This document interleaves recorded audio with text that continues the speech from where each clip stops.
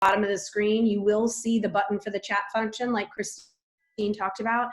Again, please put all questions there. We'll get to as many of them as we can during the webinar, but I will go through and answer every question that's in the chat. And then Christine will post those in Salon Alliance so that everybody does have access to the answers to all the questions. So welcome everybody. I hope you guys are making the best of a very unimaginable situation, because I think I don't think any of us up until 4 or 5 weeks ago ever could imagine we'd be home for 5 weeks, right? It might be 6 now. I lost track somewhere along the way. So some of you know me from last time. For those of you who don't, I'll give you the 2-second on me, because my daughter always jokes that you can find everything that you need to know about somebody on Google. Hopefully it's true. But not only am I Allison King, and I'm the CEO and co-founder of Beauty 360 Consulting, the preferred provider for one-on-one business consulting and education for the Cal Salon division. But what's way more important for these webinars is my husband and I are salon owners in Brooklyn, New York. And so we own 2 salons in Brooklyn, and we are living and breathing what everybody on this webinar today is going through, not only from a financial, emotional, and just stressful, all the emotions that you can imagine. So really my objective over this webinar and the next 2 that we'll have is to try to continue to provide some clarity for us, to provide a path that we can follow as we begin to think about what is, as they call it, the new normal really look like for us. And so as we go through the webinar today, today's focus is going to be around operational efficiency and starting to look at what might be some new ideas that we haven't implemented in our business today. But then also going into social distancing and safety as we have to start thinking about what do we have to do as some states start to reopen, I believe today, and then others, it could be as late as maybe June, who knows.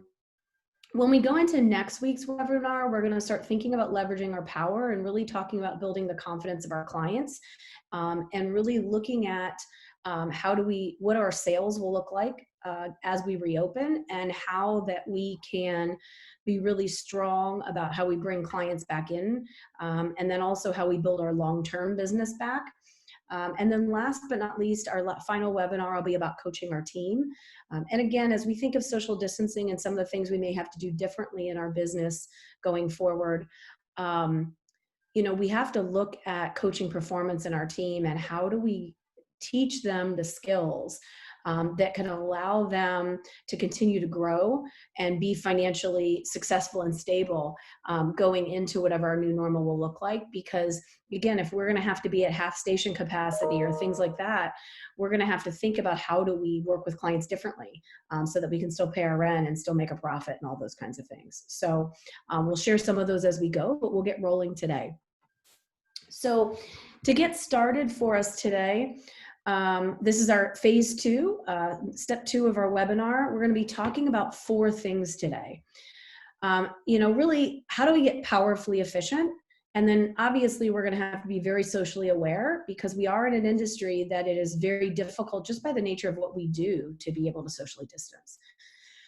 So first off, we'll talk a little bit about operational efficiency and some ideas that I've been noodling on and researching since I've had a few weeks home, that's for sure. We'll get into how do we eliminate waste, and I'm going to challenge you to play one of my favorite games that I usually play in January every year, but I'm playing it now that I'm home. We'll talk about social distancing and what effect that might have on our business. And last but not least, we'll talk about starting to think about what safety is going to look like for us and what might be some new requirements around sanitation and disinfection and things like that as we move forward as an industry. So when we talk about operational efficiency, one of the things I challenged myself as I began to do research is to really not look for what I always look for, but to start thinking about some things that might be interesting options for us in our industry that I may or may not do today. And wanted to share some of the fun things that I found. And so we're going to talk a little bit about artificial intelligence and what might be some options if you're a salon owner that either is on the borderline, can I afford or can I not afford front desk help? What could I do? Or if you have a lot of front desk help, but you're wondering, can I afford all of it going back in? What might be some cool tools that you could use to still have great customer service, but maybe have a little less cost? We'll also start talking about leveraging technology in a number of different ways to be more efficient and more cost effective. And then we'll also talk a little bit about environmental stewardship and some options around there, and I'll share a couple with you. So when we talk about artificial intelligence, one of the things that I thought was really interesting is, my husband and I have been noodling on as we reopen our business. What are our hours going to look like? And we'll talk about that a little later. And how do all the pieces, parts fit back together? And what if business is strong for the first few weeks and then not? And we've just been, kind of really with an open mind looking at other options and thoughts in our industry. And so one of the things that we were playing with is, in our salon in Brooklyn, the phone doesn't ring much. We open at 9, and we're one of the only salons that do in our area. But our phones don't really start ringing until after 11. And in the evening, our phones ring really good up until about 7, but we're open till 9. And there's not as many calls after 7. One of the things I thought was really interesting here is Mind and Body has a new feature called Bowtie. And Bowtie is an artificial intelligence system that answers your phone. And it was super cool in that, I really had a perception of this very scary, robot voice, not feeling sensitive or kind to clients. And this was super fun. It can answer missed calls. So maybe you've got too many calls coming in and it'll grab a call. It could answer after hour calls, or it could be the source that answers any of your calls. But when someone dials in, Bowtie immediately will send them a text that says, "Hi, it's Hair & Co. Brooklyn. What experience may I help you book today?" Or whatever language that you give it. And you can kind of tell by the pictures if you, or go to their website and you can see a demo. But then it can actually take you through via text the entire booking experience. And it was super fun and super easy, and it wasn't super cumbersome. There's also some options, which I'll share in the Q&A later, that are voice activated ones versus text activated. So again, if you're a salon that either you don't have a lot of front desk help today, or you're looking for options to provide more service with less overhead, the technology around artificial intelligence now has progressed so much that I think it's time for us to start looking at that as an option, particularly as more and more millennials are looking to book services with us. This is a really fun, interactive tool that I was surprised how far along it had come. When we also talk about leveraging technology, I happen to use shortcuts here. A lot of salon softwares have the feature I'm about to talk about. I just like the picture. And it happens to be the one I use, but I don't sell salon software. But one of the things I want everyone to really think about seriously is using your salon software to leverage your inventory, and not just your retail inventory, but all of your professional inventory. And that's the thing that oftentimes we don't leverage because we think, oh, I know what we need. It's just easier for me to do it myself. But what I've found in using auto replenishment or suggested orders, depending on what the system calls it, I know, Millennial has it. I know Forest has it. Shortcuts has it. Most of them do. But I'll use my example. I was able to put all of my inventory into my system, and it's able, and we scan out our product when it's empty, and it's able to predict based on what I use, what I actually need based on my sales volume. And so what I've found is two things. I've been able to bring my total inventory down significantly. So, and that's meaningful to me because I hate to run the inventory report and see how much inventory I have, because to me that's cash, right? Anything sitting on the shelf is cash. And so what I've been able to be so much more nimble about is the stuff I sell a good bit of, I have lots of. The stuff I want to, that's important to me, have on the shelf, but I don't sell as much of, I now have the right amount of inventory in. And it's mathematically based, not emotionally based, because sometimes there's things I like and I think we need more of. But I've been able to significantly bring down my inventory and not run out of anything. The other thing that I love about this process is my ordering now takes less than a half an hour. And I can order all of my retail and professional in under a half an hour, which before would take a lot longer because I have to go separate things and kind of figure it out. This, again, makes it so simple that it allows me to really maneuver better, my cash flow better, as well as save time. And so if you're not doing this for professional supplies today and only for retail, or for neither, we've got some time to work on our business while we're not in our business. This is something, while it takes a lot of time to set up, it's not something you should go without post recovery. And I hope you'll think seriously about it. Another thing that I thought was super interesting, and this is called Salon Scale. And for salons out there that are looking at two things. One, maybe you're looking at taking on a loan to get back in business, and you've now got to look at your business differently because you're obviously going to have this payment you didn't have before. For me, we've tested this software, I'm going to say since October, November last year, and it does a cool thing. And I'll explain it to you from what I like about it. There's a lot of other cool features to it that aren't necessarily important to me, but I think are super cool. But here's the most important thing. So Salon Scale is designed to look at how we charge clients differently. And if you think about it, the number one reason why clients hate coming to a salon is they never know what they're going to pay. And so Salon Scale has a new concept and talks about charging clients based on parts and labor. So very much like when you get your car work done, you pay for your parts and then you pay for the person that fixed your car. It's that same kind of concept. And so now, and I'm just going to use a random number. If my balayage labor, okay, or appointment fee, as I'm calling it, is $200, again, just making it up, I'm now also going to charge my client the product usage. And so now what I'm able to do is that is a non-commissionable service or expense or charge to my client for any chemical services that we have. So whether it's color, keratin, whatever, that's a chemical service. I weigh it out based on how much I use. It tells me how much it costs, and that cost is rung into the register. And now there's no $40 extra per bowl or this, that, or the other that I'm charging extra because I weigh based on usage and they pay what it costs. Now, when I say they pay what it costs, what I will tell you is we have it marked up by 100%. So they pay what I say it costs. But now what I'm able to do is, let's say I'm spending 6% of my service sales on chemical in my ordering, right? I'm now able to get that margin directly back onto my P&L. And here's what's been super interesting as I've been talking to customers, and I don't necessarily mean customers that come in the salon, but like random people that'll have conversations with me.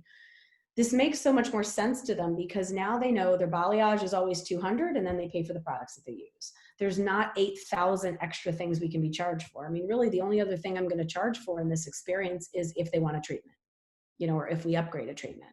But now what clients are seeing is this has so much more transparency.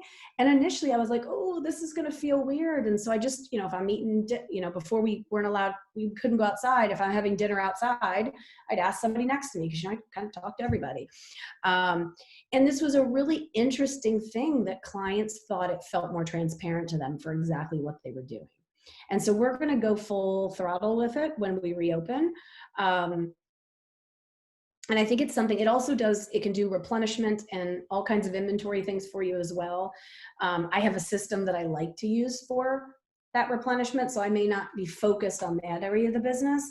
But from a margin perspective, I'll be able to bring somewhere between 7 and 8% of my service sales back to my P&L. Now, one of the questions that I'm sure is going in the chat right now is, do you charge a product charge? So I'll answer that question now. Christine's smiling. I don't.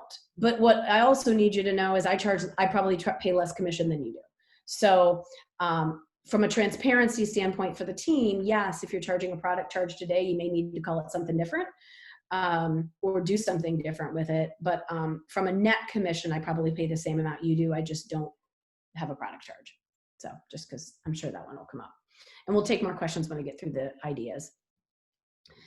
When we talk about environmental stewardship, for those of you that were on our last time's webinar, one of the things that we're working on, and we're hoping it will be out of beta testing before we reopen, is the ability to go completely cashless, and clients would pay through the app that our salon software company has on the phone, on our phones. And so now, not only do we not have to worry about them coming to the front desk or paying on our credit card machine, if they download our app, they can pay right from the chair and not have to touch anything that isn't theirs. Now, I currently, when we go cashless, because this will come up in the chat as well, I currently do cash gratuity. For any of you that spend any time in Brooklyn or come to New York City, you'll know that there's still restaurants that are cash only. So cash only is not a unknown thing in New York City. But I think from a safety perspective, I really don't want cash in my business right now. And so we're looking for alternatives on how we can go cashless. So the question that's going to come up in the chat is, isn't that going to cost you more? And so if you remember the activity we did last time where we looked at, how do I go through that decision quadrant and really think about what decisions I'm making and what effects it'll have on my business. My husband and I ran the numbers and said, okay, if clients tip 15% of a service, what's the merchant fee cost going to be, right? Because I'm not paying that today, right? So what if they tip 20%? What's the merchant fee going to be? And based on the average merchant fees that we have in our P&L, which is around 2.1%. So now I know what it's going to cost me a year to do this. And I'll be honest with you, I happen to be a Green Circle salon. And so what we decided to do as part of our environmental stewardship fee, or green fee, whatever you call it, that we charge for Green Circle, is I'm now increasing the environmental stewardship fee to clients that is going to include the cost of these merchant services. So while I'm not increasing my direct costs, I have taken account for that cost in the cost in our salon, so it doesn't increase cost to me, if that makes sense. And now let's take some questions. All right, a couple of good questions. Backing up to the software that you were speaking of before Salon Scale, what was the name of that for reordering? Say that one more time. The software that you mentioned prior to the one about. Oh, so I use Shortcuts. It's the salon software that I use, and it's built into my software system. Is it an add-on software? It's not. It's built into it. Okay, yep. Great. And Forest has it as well. Millennial has it. I mean, a lot of them have it. You just may not use it. Okay, great. Remote booking. Do you let your staff remotely book clients? So that's a great question. I do. Yes, I do. However, my software, I only now do it. I didn't used to. They could see their schedule, but they couldn't book. Now my software system allows them to book, but they can't see any client information. So if they're booking Jane Smith, the only thing they'll see is the either the last 4 digits of their phone number, or they'll see like the first bit of their email, but not their home email, so that they can make sure if I have 7 Jane Smiths, they're booking the right one. Okay. So now I do let them, but before I did not. How would you pay out a stylist commission when the ticket is separated out into parts and labor? I pay it the same as I do now. So I pay 40, 42, and 45, although there's not many people that get 45. My blended commission rate is just under 42%. And that's how I pay commission. I don't charge a product charge today. So if I charged a product charge today, depending on, and this is where you can use your accountant, right? Like they're home, put them to work. I would do one of 2 things. If I'm not in a financial shape right now, even with charging a product charge, right, and to a client, so one option is have your accountant figure out what your net commission rate is after the deduct. You could always take away the deduct and then just lower your commission rate. That's also an option, so that the net pay is still the same. You're just not charging a separate product fee. And one of the things that you do want to think about with that product fee over time is slowly but surely states are starting to have issues with product fees, because as states continue to define what it means to be an independent contractor, they're also starting to define what does it mean to be employees. And what it means to be employees is we have to provide the things they need to do their job. And so some states no longer allow product charges. Now, it doesn't mean you can't change the name and call it something else, or, come up with a compensation plan that's they get 50% of 90% of services. It doesn't mean we can't end up at the same net. But over time, certain states are being stricter over what we can charge employees for. Great. That's it for now. All right, cool. All right, so now we're going to play a little game. And so what I want us to think about here is, while we're home, it's a perfect opportunity to work on our business while we're not in our business. Because for a lot of us, if we work behind the chair, an activity like this to find time to do can be challenging. But it's one of my favorite things to do. And for any of you on the webinar that know me well, like, I am the one you don't want at a restaurant with even the slightest bit of bad service, because I will absolutely find a way to get something on the menu for free. And so with this game, I call it Bet You Can. And so I love having the opportunity to see what the best deal I can get is, right? And so last time we were on our webinar and we talked about our operating costs, okay? Those operating costs are the costs that you have that are fixed no matter what your sales are, right? Your rent, your utilities, it might be your lawyer, your accountant. There can be a bunch more, but there are things you pay, my security system. I'm just trying to think some off the top of my head. My Yelp account, just again, no matter what, I'm paying for that, whether I do $1 million a year or $500,000 a year, okay? And those are the things I want you to focus on, because those are the things that can creep up and you don't realize how expensive they get. And so what your mission is over these next couple weeks home, or depending on the state you're in, is to see if you can decrease your operating expenses by 10%. And what I think you'll find is the first 6 to 8% are pretty easy. It's finding that last little bit that can be tricky. And what I'll do is I'll share you some of my favorites, okay? One of them, last year, my bookkeeper, particularly at the end of the year, not that we don't do it other times, but we really go through line by line item on our P&L and open up each category. I kind of make sure everything's in the right place and kind of dial in. And so last year, I had her pull all our beverage service out as a separate line item on our P&L, because I was really curious how much I spend. Mama was not very happy what I spent. We spent almost by October, we had spent over $8,000 on our beverage service. Okay, which, knowing our Brooklyn clientele, so that is mostly wine. And that just seemed like a ton of money on wine. And so I went back. I have a lovely wine store next door to my first location. And I went to Corinne and said to her, I said, look, how many clients do you have that buy $8,000 worth of wine from you a year?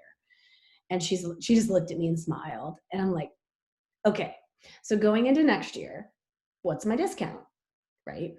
And so she said, all right, well, cool, here's what I can do. And so she put me into the wines that she could get the best prices on. She gave me a better discount. And then periodically, when I send email marketing out to our over 10,000 clients, I'll put like if she's running a special or a buy 3 thing or whatever she's doing, I'll promote her to our clients because she gives us a better deal, right? So now I've been able to cut 15% off my wine costs for this year. But again, I let her do it in a way that worked for her. So I might not be ordering the exact same wines that I did before, as long as they taste good, because of course I have to make sure they're yummy. That's very important. I'm a wino. But that way it's good for her and it's good for me. Another one is merchant services. I mean, I think we're all feeling right now that banks make enough money, and some of that has to go back to us. And so I collect all of the lovely little things you get in the mail from other merchant service companies. And even though I'm not really open to changing, because I don't want to get a whole new salon software, or I don't want to have to go through a new bank, I collect the information so that every year I go back to my merchant service company and I'm like, look, here's what's competitive. And, how can I get these rates? And you'd be amazed. Well, sometimes they'll match it and sometimes they won't.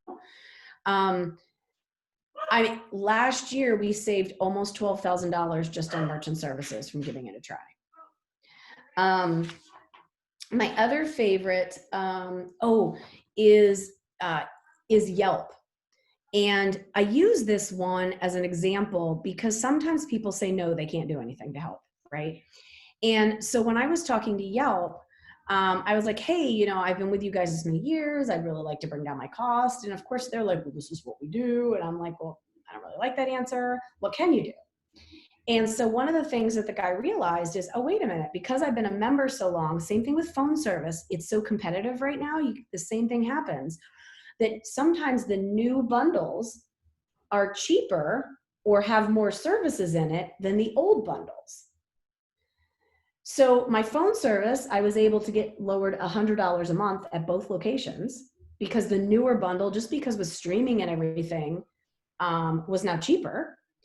And on Yelp, I was able to get one more service than I used for $5 less a month. And because I was signing up for a new service, I got 2 months free. Right? So again, while you're home, take the time on some of these fixed costs that you can't change based on, my other things I can change based on how busy I am, but fixed costs I can't. So take that opportunity to dive into some of these fixed costs and see if you can find some savings for yourself. Shannon and I found $22,000 last year. And if you know him, he came in, he's like, where are you at right now? I'm like, got another 250 bucks. Like, this is just entertainment for me. Like, if you know me, you're going, yes, it is, because you know how I am. But I schedule this activity every January just because it's our slowest time. Even if you do it now, please schedule it for next year, because you'll find year over year, as costs go up places, you'll have the opportunity to bring those costs back down again if you take a few minutes to try. So now let's get into the conversation that we are all burning about right now, right? And wondering how this is going to affect us. And let's talk a little bit about social distancing. And when we talk about social distancing, what I want us to really think about is 3 things. We're going to talk about the physical space and what that might mean. Now, I know a lot of us don't have any guidance yet. I'm also going to say, as we talk about physical space, knowing that I'm in Brooklyn, New York, I may have a much more conservative approach than you do. That's okay. I'd rather give you a conservative approach and then you make it fit your state, your vibe, your tribe. We'll talk a little bit about team scheduling, and then we'll talk about client flow.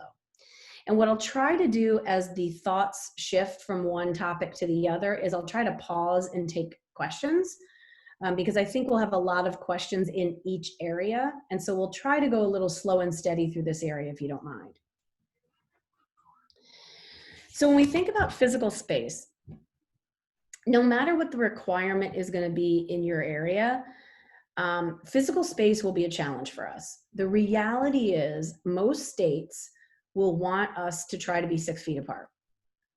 And that's challenging not only because of our stations, right? But it's also challenging because of what we physically do. Like we've all seen the Facebook videos with the guys with the long pole with the cone at the end. Like, that's not reality of what we do these days, right? So I think when we think about our physical space, we have to start thinking creatively. So are your stations currently 6 feet apart? And that's not 6 foot on center, that's 6 foot from arm to arm, right? If they are, you are lucky. Mine are 6 foot apart, center to center. So center chair to center chair. And that doesn't quite give me a full 6 foot. So I have to start thinking about my schedule differently and have to start thinking about my space differently to understand what's the best and the worst case scenario for capacity for me. Okay. So can I physically move the stations so that they can be physically 6 feet apart? I can't do that without losing a station. And I'm not at this point willing to lose a station. I don't have enough. I'm in a small footprint. So now I have to say, okay, am I going to go to every other station, every other shampoo bowl? Am I going to purchase dividers to go between stations? What might that look, sound, and feel like short term, and what are my options? So as I began to look at my schedule, one of the things that Shannon and I started to look at was, what do weekdays look like versus weekends? And so for weekdays for us, we found we could do two things. One, extend our hours. So for the first 3 or 4 weeks, we are going to stay open later than we typically do. And we stay open till 9, so we're going to stay open till 10. We're only short term doing that for the first couple weeks because of the amount of people we think are going to want to come in those first couple weeks. And by keep being open that hour later, I'm able to get one more person who went to work and now needs their hair done, one more highlight in that I couldn't fit before because we closed at 9. It's also going to allow me to split a few of the schedules differently of my team so that I can maximize my capacity and still socially distance.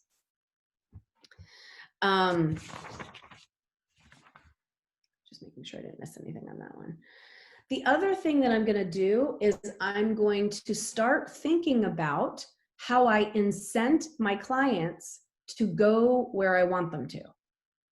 And so what I mean is, and I've actually been scribbling on it this morning before we were on the webinar, is how do I start encouraging clients to not come during my busy times, but to come during my slow times? Because my mornings, the 9 to 1 o'clock are the perfect opportunities for anyone who's terrified about coming into a salon and socially distanced to come in. Because I rarely have more than 2 or 3 people working. By 1 o'clock, I have 7 or 8 working, right? So I'm going to try to use that as a marketing opportunity so that if there are people in New York City that are scared to come in, maybe I can fill my morning capacity so that if I'm losing a station or 2 on a Sunday, I can move some of that business to the mornings and work my volume out the same, if that makes sense. The other thing for those of you that aren't open 7 days is maybe now you have to look at, for a period of time, being open 7 days or 6 days so that you can stretch your capacity out over more days and deliver the same volume, right? So now if you have to work every other station because you don't have room, you don't have 6 feet nor the funding or space to move your stations, and I don't, my wiring's built into the wall, so I'd have to redo the electrical for the whole salon as well. Really, I'll do that at a remodel. I'm not gonna do that right now. And so I have to start thinking about that physical space.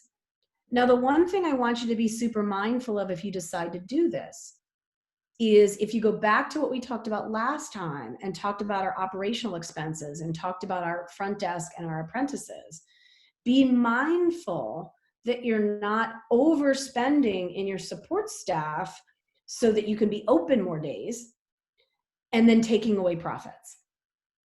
And so one of my clients is going to be opening on Sundays and Mondays, and she's going to be, there will be very limited support there those 2 days for the stylist, and we're not going to worry about it because you know what, her whole clientele thinks they're closed. So Sundays and Mondays, they're going to manually move capacity there, and fill those spaces. But they've been in business for 7 or 8 years. Nobody even thinks they're open on Sunday and Monday. So again, they can tactically get the front desk to move stuff there and then not worry about the phone ringing those days, because if it rings those days today, nobody answers. So again, there can be short-term and long-term equations to how we get there. All right, let me take some questions on physical space if we have any. Yeah, a couple questions here. So regarding double booking, is that no longer a reality anymore? Is it one client per stylist? So if you know me, my life is about plan A through J, and I have to be well prepared for everything. I don't like to be the one that waits till someone tells me what we can do and then builds a solution. The perfect example is, I've been slowly but surely building my supply. I'm not hoarding, but slowly but surely building my supply of PPE, knowing that in New York City, if everybody has to wear a mask today, there's no way my team's not going to have to wear one at work, right? And so I would go under the assumption, particularly if you're in areas that have had a surge, that we will probably open the same way we closed. And I'll use an example. The last mandate in New York City is you couldn't have more than 10 people in a space. So I'm going to assume my first step opening is I can't have more than 10 people in the space. So I'm going to assume double booking is gone. If I can go back and do what I always did, that's easy. But if I can't do what I always did, I'd rather have a plan now so I'm not worried about it. And then if I don't need it, what did I learn from the exercise that can make that might be an amazing plan I can use with my new stylist on the floor later, because they're not fast enough to double book anyway. So while it might be a futile exercise if I can double book today, it's a strategy that I could use with a small population of my stylists in their development and use it later. So I'm just challenging the process and thinking of everything. And again, I sleep much better at night knowing whatever happens, I got a plan for it. And that's what I'm trying to provide for myself. Perfect. I think that's the primary concern of everyone is, how are we going to know how many people to allow in the salon? Is it based on square footage? And I really think that's local and regulatory information. It's going to be local. It is absolutely going to be local. But I think for anybody in a major city, and it doesn't have to be as major as New York City, but anybody in a major city, we are going to have some sort of restriction. Right. And so I think the mission there is the what if. How do you plan for it? What would you do differently? And how do you get to the same revenue? Like for me, to not double book, particularly on the weekends, I mean, I pretty much pay my rent with weekend sales. So if I cut my weekend sales in half, I need a new plan. And so for me, that's why I've just been saying, okay, how do I compartmentalize this, right? How do I look at it differently? And still come out on top, because that's what we're gonna have to do. Perfect. Okay, no more? Not for now. Okay, cool. All right, so now let's talk a little bit about team scheduling. And I'm going to talk more about this on the next webinar, but I want to get you thinking about this. And so we've talked about, do we extend our hours? Do we open more days? Right? So that we're able to, particularly in those first couple weeks, when that's going to be those are going to be our money weeks. I mean, after everybody gets done, who knows what's going to happen after that, right? Now we have to start thinking about how we gear up for that, right? And so what I want you to think about is, first, we need to verbally confirm everyone. Now, I'm a lover of technology. I have no desire to talk to anybody in the confirmation process, but gearing up for opening, I'm going to talk to everybody. And here's what I want to know. I want to understand, because every block of time on my book is golden right now, especially those first 2 to 4 weeks open. And I need to know what you did to your hair while I was closed. And if you did something to your hair before and I'm not saying I won't book the reservation, I'll book a reservation, but before I confirm that reservation that you can actually come, I'm going to do virtual consultations. Okay, so whether it's FaceTime, Skype, whatever you got, Zoom, I don't care, but I'm going to do a virtual consultation. And what I need you to understand for these is these consultations are not really consultations, okay? All I want to know is, what'd you do and what does it look like? It's that simple. So if you did your retouch, for example, my 12-year-old did, because I got to be on videos and these Zooms. So if you did your retouch and I go like this, can I keep going with the 30-minute appointment I have today? Or did somehow my daughter turn my hair black and it wasn't supposed to be, and now you got to fix it? Those are two completely different appointments. In those first 4 weeks, I have no time for an appointment that I thought was 30 minutes and is really 6 hours, and now I have to rebook them. I don't want to waste any time. And so anyone who's touched their hair, I don't want them to send me a picture. And these are going to be 5-minute virtual you know what I mean? I really just want to know, what'd you do? Let me see what it looks like. Like, you know what I mean? So I know what I'm in for. Then I have to start building a little bit different strategy than what I've done before. And what I want you to think about this, and we'll talk about this in our next webinar, is you cannot open and give every one of your clients the 4-month makeover to get them back all beautiful in one shot. If you do everybody on your client's hair in the first 4 weeks, we're going to have to figure out how to flatten our own curve, because our sales are going to be like this, then they're going to go like this. Then when we're 8 weeks from reopening, it's going to go back like this. We've got to think about how we stabilize that, and we've got to think about how we book appointments differently. And so I want you to think about your doctor. Your doctor has sick time for visits, it has well time for visits, it has surgical time for visits. Your doctor does not say, hey, when do you want to come? Your doctor says, you're getting this done. Here's the window of time. You want a 2 o'clock or a 4 o'clock, right? Because they only do certain things at certain times. And going into these first 4 weeks, you've got to think of it differently. All right. And I don't mean that doesn't mean you don't do corrective color. You're going to, no blame, no shame. Everybody did what they had to do to survive during this time home. Cool. But you've got to think about how you pace this. You're going to have very different clients coming in. You're going to have people that should be in for their routine appointment now, right, as we're opening. So they look like they do every time they come in. But you're also going to have people who should have been back at the end of March, and now they've extended to May or June whenever you're able to open. And that work is going to be very different than what you typically do for them. So, for a single process client, it's now a virgin application. Right? It's not the same retouch application that you've done before, because they've got too much regrowth. It's not going to lift the same or cover the same. And so we have to think about what that looks like. And what I'd love to have you do, and this is, my daughter jokes with me because this probably dates my age, but I'm a little old school in this, is, I've been taping paper to the wall and kind of saying, okay, if I'm a retouch client, what is the client that's due in now? What's their rebooking cycle? What's the client that was due in a month ago? What are they going to need done? And does it have to get done over 2 visits? Can it get done in 1 visit? What does the timing look like? How do I want to rebook them?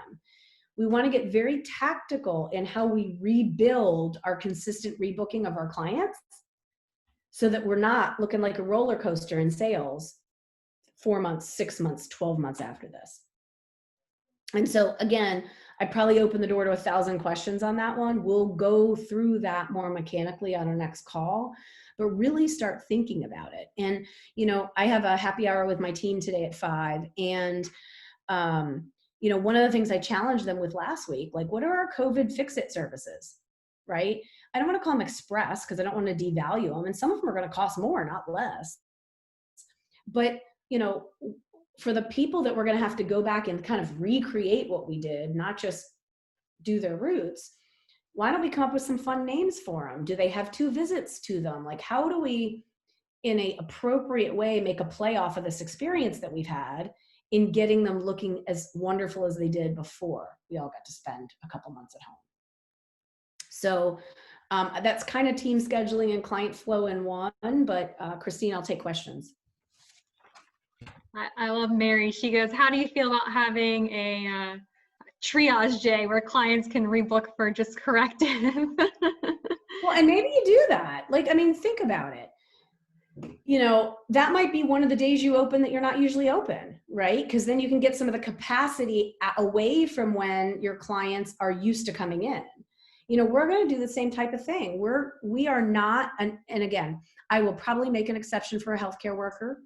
But beyond that, the first 4 weeks, we will not do corrective on the weekends. We will not do corrective at night. How are you charging for those needle extra color? The same way I charge today. There's no freebies in this world. For most of my people coming in these last 4 weeks, they've been working, right? They haven't been sitting home not paid because they might not have the money to come in if that's the case, right? So I'm going to charge like I usually do. If you did your hair at home and you screwed it up, what am I usually going to charge you to fix that? There's going to be no shame in it. God bless you, you tried, right? But if it's going to take me 6 hours to fix it, you're going to pay for 6 hours of my time. There's no discount because there's, I got to eat too. And so what's going to happen is we get really good at our consultations And, I call the first part of the consultation the game plan. And in that game plan, we're going to have to be really thorough on what is their hair journey going to be to get them back to where they were. Because if I can do it in one visit, awesome. We'll get it done today, or we'll get it 90% of the way there, but I need you back in 4 weeks because we're going to need to do X. I mean, if you've got a balayage that's grown out to here, you're fixing that in one swoop probably isn't the case because you've got so much lightness down here. I might give them their COVID fix-it balayage and I'm going to get them feeling much better. But to get it back to that perfect balayage, I might need one more visit. Mm-hmm. So I may not let that go 12 weeks or whatever they usually book. They may need to come in 4 weeks to get that second application so that I can get them just perfect like they used to be. And so, go ahead. The one more, a lot of people are wondering, how are you approaching tackling rebooking, especially if you don't know when your reopening date might be? So I'm going to take that as a booking question, not a rebooking question, because I would rebook when I have them in and we do the hair journey, right? And as soon as I'm talking to them about what we're going to have to do to get them back the way they were, we're going to talk about rebooking right then and what this is going to look like over 1 visit, 2 visits, 3 visits, depending on what the corrective situation is or getting us back to the normal is. For booking, I got to be honest. I am in Florida with my mom and dad and with our daughter, Sydney, and my husband's home. So I have had the great pleasure of texting every one of our clients that was on the book. So unfortunately now they all know my number. Yay! But I started doing that versus calling because we were, our governor is doing the 2-week rule. It was May 30th, then April 15th, then, May 1st, then, and it keeps moving.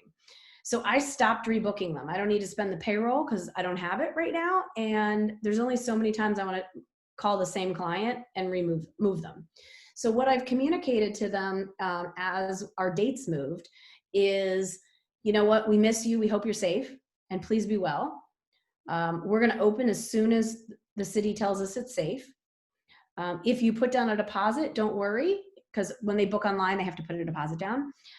Don't worry, it's going to be there for you when we reopen. And the minute we know, we'll be in touch with you. Now, the one critical thing I want you to think about in how we're going to be calling clients, we are absolutely, I didn't take any client off the book. I just closed out our book. So I know who was booked when for the entire time we've been closed. So I'm going to take this in a couple different layers when it's time to start calling. Layer number 1 is I'll run a report of all the gift card sales I had. If you are a salon that the gift card sales you saved and is in the bank and in a safe place, bonus. That's great.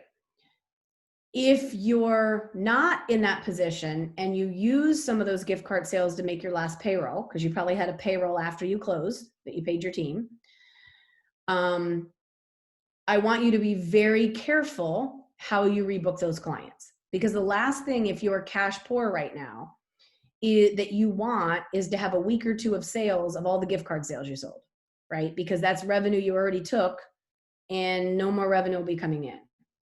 So we've sold more gift cards than I ever have in the 5 years we've been open. It's not a holy Batman number, but I was like, oh, that's more than we usually sell. So yay, thank you, clients. So we're going to call those clients first. And I have targeted, and the number will change because we keep selling them. So we'll see where we end up. But I have targeted that number of how many of those clients I'll take a week. So I am planning for how much free services, again, if you use that money, right? And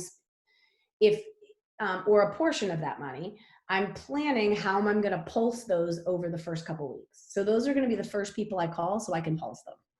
Okay. I don't want them to call randomly and get my front desk and just get an appointment booked. Because if I've got one client that sold $15,000 worth of gift cards. If all 15,000, and she saved a lot of it, okay, some of it, but not all of it. If all of that comes in 1 week, she's upside down. And so, we're going to be offering, when we get ready to open, we did you get $20 off if you buy a gift card of $100 or more. when I send out that $20 voucher to them, which I'm not sending until we're get ready to open, I'm going to let them know that we'll call them first and they get VIP spots, limited quantities. Now, they don't need to know I'm only doing 10 of them a week. Okay. Or whatever the number is going to be based on how many I sell is how I'm pulsing it. And then we'll go from there. But that's the first thing that you want to think about in how you're calling them. Then I'm going to go through the appointments that I have and really start to think through. Remember, I thought, what are we going to do for these different services?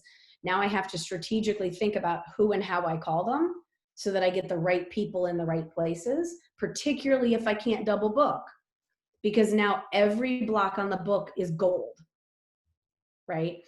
And in my environment, if I open with 10, if I can't have more than 10 people in, I don't have an apprentice either, right? Because I'd rather have the revenue than an apprentice. Now, I might still have an apprentice as my cleaning girl and be at 11, but holy Batman. So we've got to think about how those parts kind of move together. So I hope I answered the question. Yeah, that's great. Thank you. That's it for now. All right, cool.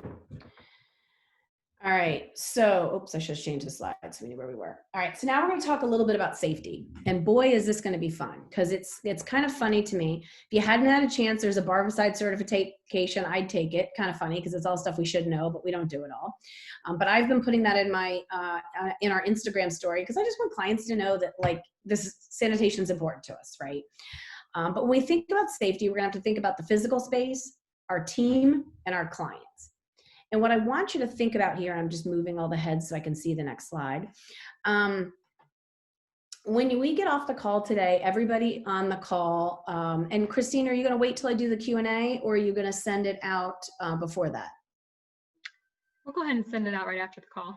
Okay, so right after the call, you're going to get two things. One is the most recent OSHA guidelines post-COVID, so that you can kind of see what OSHA is starting to say about it now. And while they have a lot of guidelines, not all of it's enforceable, or not all of it's required, it's recommended. What we will be required to do is provide PPE and have it available for our team.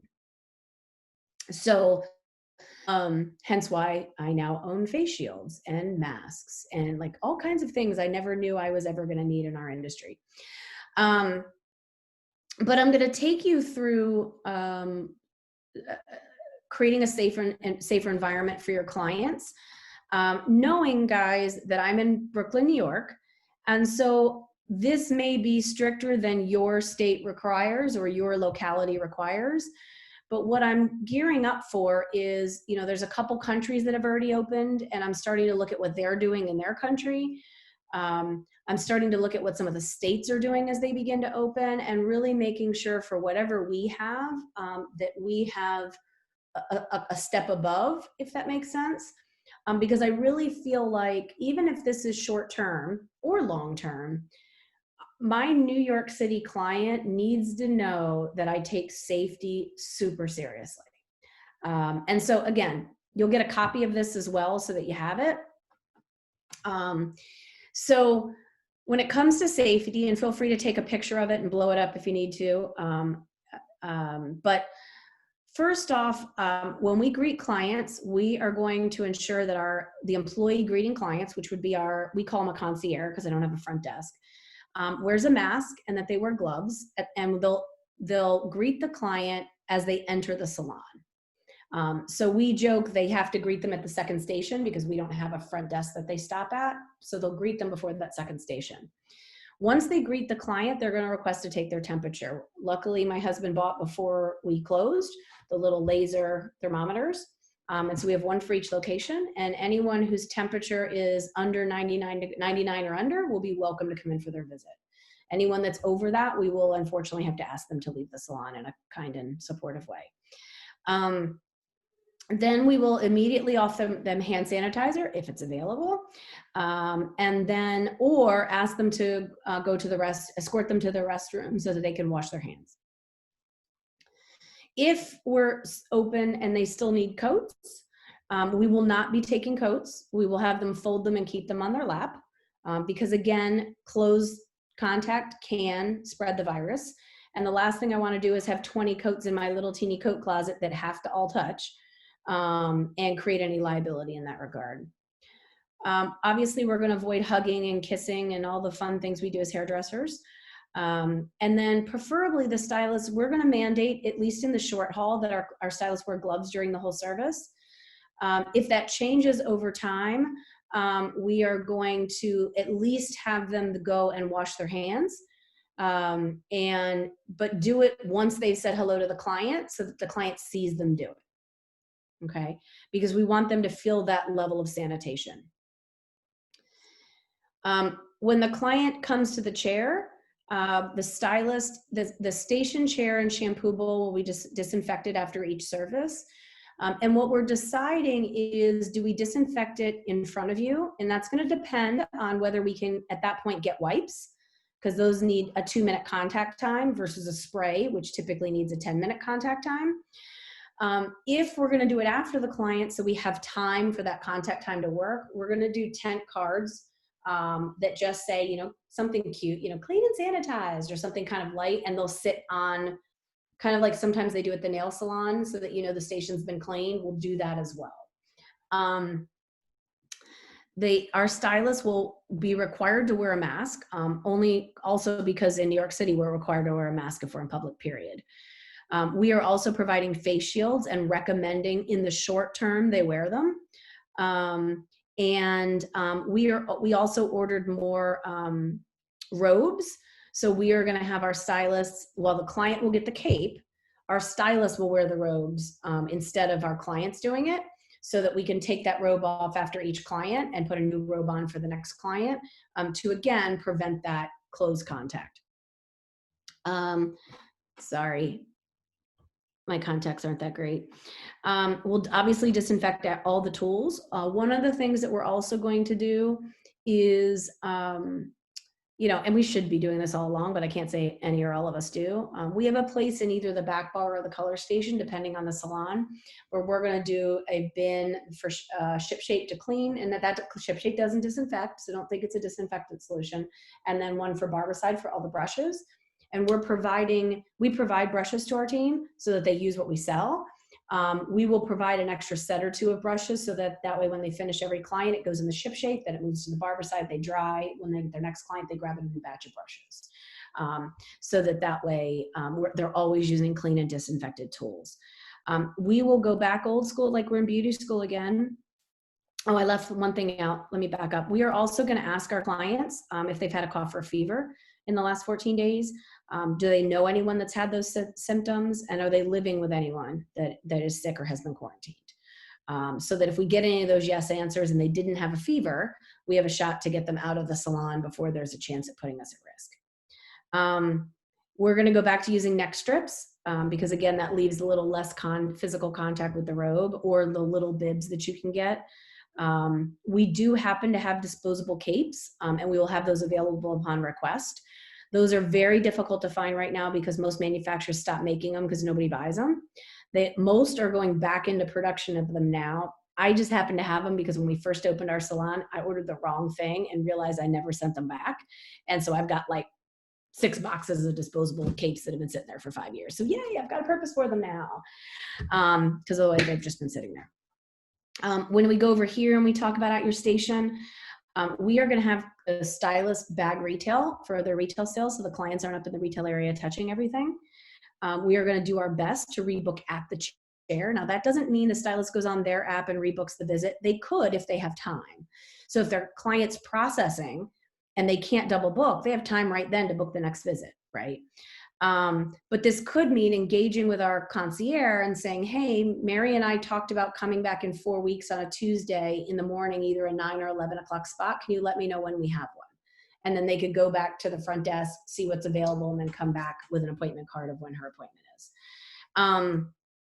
Like we talked about, we're going to go to no contact checkout, and we'll remove the client's cape, disposable neck strip, all that fun stuff, and dispose of it. Put it in the hamper, and then disinfect the chair again. When we think about rules for disinfection and cleaning, I think the one thing that kind of I went, ooh, didn't think of this, and I added to this is obviously we got to disinfect everything. We now think of door handles, the front door, you know, all that stuff that people touch. don't forget about the hamper. And that was the one thing that I was like, oh, I didn't think about the hamper. Like, cause you just grab the hamper, you dump it, but like that's been touching everyone. So it's going to be important that your team or your apprentices use gloves when they handle the hamper, or that they very significantly wash or disinfect their hands after using the hamper. And so we luckily have two that we dump towels in, and it's only because one was kind of broken, so I ordered another one. So we're just going to use the kind of broken one again, so that they'll have one up in the towel bin where they're throwing towels. We'll have one that can be disinfected, and then when we bring the one down, we'll bring the disinfected one up, dump it, disinfect that one. You could use trash liners, but I just feel like it's going to be something. I already got to order masks. I don't want to order 1,000 trash liners just because every time I do a load of laundry, I got to put a new trash liner in. But it's an option. Any questions on safety before I move on? Someone's saying that DHgate has disposable capes if anyone's looking. Yay. So I know like Product Club used to make them, and they're just going back in production of them. So slowly but surely we'll start seeing them more often. Thank you for that. What about stylists who might be nervous about doing a men's cut with gloves on? You practicing? No, never. I didn't think about that. I mean, I'm just trying to think why I would care if I had gloves on for a men's cut. No, I mean, obviously, if they're not going to wear gloves, they've got to wash their hands. But I think if they're not comfortable wearing gloves, they can practice, right? I just don't see mechanically why it would be different. I mean, gloves are going to feel weird anyway, but once we're 2 or 3 days in, it's going to be the new norm, right? We'll be used to it. So. Yeah. Do you have a suggested script, or how are you telling guests that might have a temperature when they come in, they need to rebook? No, I'm just kidding. That's something that we're working on. I've got crafted the email that's going to go to clients on letting them know what we've been thinking about since we're closed, and how we're thinking about sanitation and disinfection and their safety differently, so that they'll understand we're going to be asking for their temperature. They'll understand, well, I'm not going to say we don't take walk-ins. We're really, really, really, really, really going to encourage appointments, because I don't want a bunch of people walking in, when I've already got my 10 people capacity, right? We're blessed for us that this is happening in a warmer type of year, because if I've got a lot of appointments coming at the same time, I've got places they can sit outside, just because the city put these lovely benches around trees all around me. And so I can then just call them and go, Mary, come on in, Susie's ready, kind of thing. But no, I haven't quite thought of that, but I will share it on the next webinar. Perfect. Thank you. That's it for now. All right, cool. All right. So one of the things I wanted to be able to provide is a couple resources for you guys. One, if you need some PPE and you can't find it, we are going to be providing bang shields for clients. And I don't mean they're all going to wear them all day, but if you have that stubborn client that just doesn't want to wear their mask during the service, I definitely want to make sure at the shampoo bowl our team's protected. And so we will mandate at the shampoo bowl, if you're not going to wear your mask, we will hand them, we won't tape it to their forehead, but we'll hand them a bang shield that they have to hold over their nose and mouth while they're being shampooed or rinsed or anything at the shampoo bowl. So this just happens to be where we got them, and I had somebody ask, so I figured I'd put it in here. So you're welcome to take a picture of that if you want to. The other thing is, I've had some people that had trouble getting face shields, so I'm just giving you this as well. Face shields, this happens to be my gift card provider, and since they're not selling that many gift cards right now, they went into the face shield business. And so once they met the health department, or like the health professionals' demand, then they started going, okay, who else wants a face shield? And so I now am the proud owner of 30 face shields. Can't say I ever expected to be one of those, but I am now. But Andrea's lovely, and she's happy to help in any way you can, or any way she can. And then last but not least, in case anybody needs masks, I know they're, like I keep checking Amazon, and I've gotten some washable ones for my team. So I'm going to be issuing them each 2 washable masks. But I bought a bunch of disposable ones for clients in case, hello, we're mandated to wear one and you don't have one. Or, let's say the one they have is a big scarf they made for themselves. Well, I can't do your hair around that. Right? I will have disposable ones that I can give to clients. This happens to be where I get them. And again, if anyone can't find them, you're welcome to find them from them as it's been really interesting. I have another source of these, and they had ordered $2 million worth of masks that China held up in customs and then took them from him and sold them to California.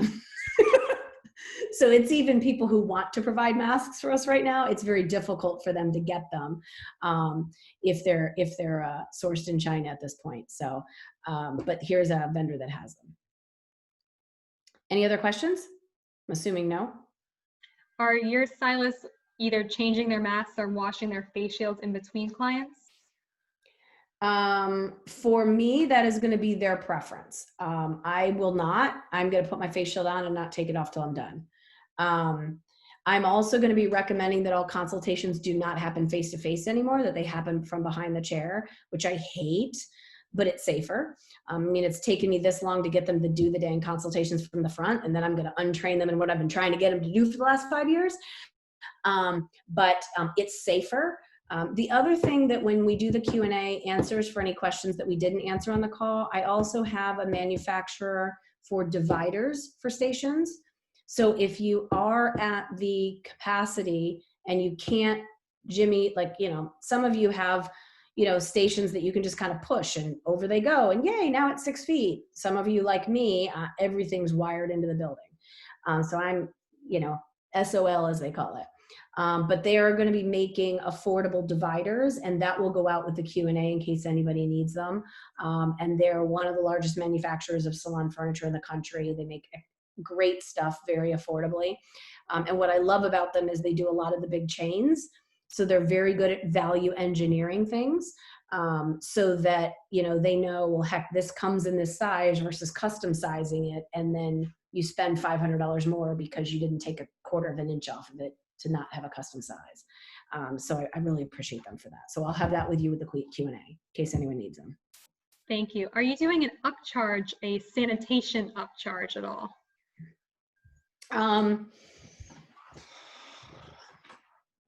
My answer to that's going to be no. And where that may change is what I end up having to provide, right? And how much it costs me. I'm not, for 2 reasons. One, I'm increasing as so if you've been on the call, they kind of run together me because I'm doing these for US and Canada. But if I haven't said it already, I'm a Green Circle salon. Not saying join Green Circle, but if you are, you know, they have a charge that they charge us per client for being Green Circle.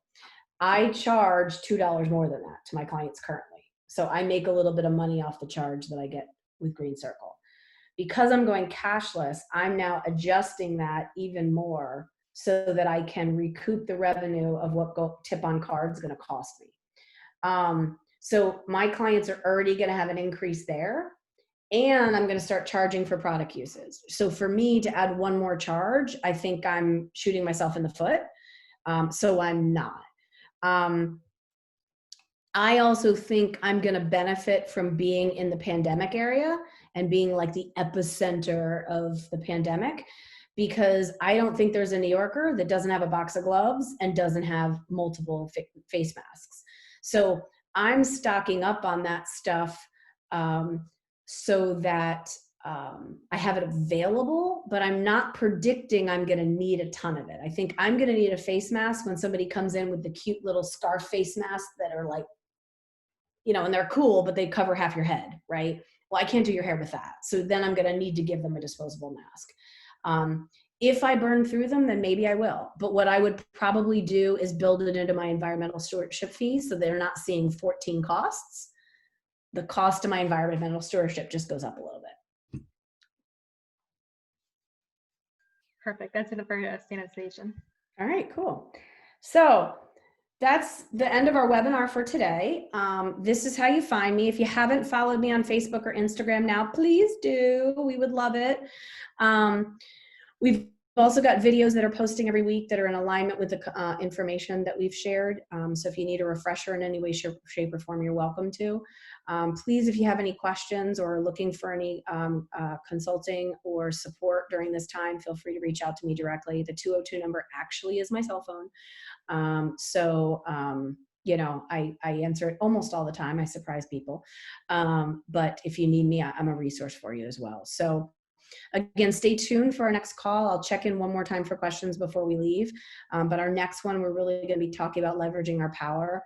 How do we build back client confidence? And how do we really start to think about how do we not only market our business differently, but flatten that sales curve for us so that we don't have unpredictable sales for the long term, and that we can really strategically maneuver clients where we need them to be so that we can get back in the saddle again. Any last minute questions? One last minute question. What are stylists doing in the downtime if you're not double booking? Here's what we have to think about, how we do things differently. Okay. So when they're processing a balayage, maybe there's not something they can do, right? But what we have to think about is every block of time is money. And so now if a balayage and a haircut had 8 15-minute blocks with a 4-minute, if you have 4 blocks where you're putting in the balayage, 4 where you're not with them, right? Because they're processing and getting glazed. And then 4 when they're back to you. That is, 12 blocks, 15-minute blocks? Pretend I did the math right. And so what I have to think about there is how do I add value that's worth 12 blocks, right? So one of the things, and doesn't take more time because I want to get to the next client. So one of the things that we're really thinking about is what are the things that I can do that take no more time to upgrade? For example, our hydrating haircut, it takes no more time. We charge $25 more. So that I can maximize the value of those 12 spots and still maybe get more money in those 12 spots than maybe I did before. And so we're trying to get real creative in what those might look like. But that's also why it's really important that we think through the services in those first 4 weeks and when we allow them to get booked so that we don't create more gaps than we need to. Like our front desk team is really going to need to be powered up so that we really get this booked efficiently. And the last question we'll do is, you talked about having those FaceTime consultations. Are you recommending that that's the stylist or the front desk who's doing that? Oh, it is. Well, here'd be my answer. If they're a licensed stylist and have a half a bit of clue. These are not actual consultations where we're talking about your hair goals and all that kind of, building their life plan. This is how bad did you do something at home? What'd you do? And how bad is it screwed up or is it not screwed up? Right? That's all it is. So I just need to know that, because if you did it at home and I did mine at home, but look, it pretty much matches what I did before. Now, granted, I have a bonus that I own a salon. I can bring my color with me and it's the same formula I had before, but pretend it's not. If it's not the same, I just need to know, is it too dark, too light? Can I do it in the same amount of time as today or can I not? Like these are 5-minute conversations. If I look at it and it is nowhere near the same and easily fixable, that comes out of that 30-minute time slot and has to go into one of those areas where I'm willing to do corrective work. And so that's the only thing. If, I've got one receptionist who was a stylist for 5 years and just really likes the business part of the business better. And so could she do them? Sure. Because again, she's not formulating. She's not doing the long-term plan. She's just going, oop, hot mess. Nope, that one's easy. And that's it. And making sure I know that I'm not, because what I don't want in those first 4 weeks is that, Christine comes in as my client and I've got her booked for 30 minutes and she needs an hour and a half. And now I have to tell her to go home because I can't do it. And now I've got an hour and a half of an empty block where somebody could have been there. And that's all I'm trying to avoid. That's it. Thank you so much. And everyone will be sending out the link for next week and the copy of this recording. All right. Sounds good. Thank you so much, guys. Please be well, stay safe. And if there's anything I can do to support you, don't hesitate. Great to see you.